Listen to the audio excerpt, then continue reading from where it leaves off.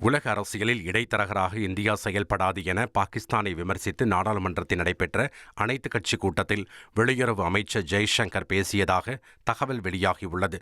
மேற்காசிய விவகாரம் குறித்து நடைபெற்ற அனைத்துக் கட்சி கூட்டத்தில் அமெரிக்கா மற்றும் ஈரானுக்கு இடையே பாகிஸ்தான் மத்தியஸ்தம் செய்வதாக கூறி வருவது குறித்து எதிர்க்கட்சிகள் எழுப்பிய கேள்விக்கு பதிலளித்த அவர், இந்தியா தனது சுயமான வெளிநாட்டுக் கொள்கைகளை பின்பற்றும் என்றும் கடந்த 1981 ஆண்டு முதலே ஈரானை தொடர்பு கொள்ள அமெரிக்கா பாகிஸ்தானை பயன்படுத்தி வருவது ஒன்றும் புதிதல்ல என்றும் அவர் கூறியதாக கூறப்படுகிறது.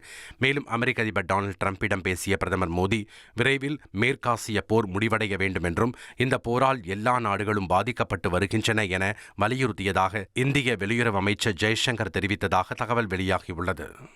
1,27,00,000 மனங்களை வென்ற தந்தி டிவி யூடியூப் சேனல். தவிர்க்க முடியாத தம்ப்நெயில்ஸ், கலக்கலான கான்டென்ட்ஸ். நீங்களும் இந்த குடும்பத்தில் இணைய இப்பவே சப்ஸ்கிரைப் பண்ணுங்க. அசுரபலம் கொண்ட எங்கள் டிஜிட்டல் கரங்களில் உங்கள் விளம்பரங்களை சேர்க்க வாட்ஸ்அப் பண்ணுங்க. 8939888378. Email advtthanditv@dttv.in.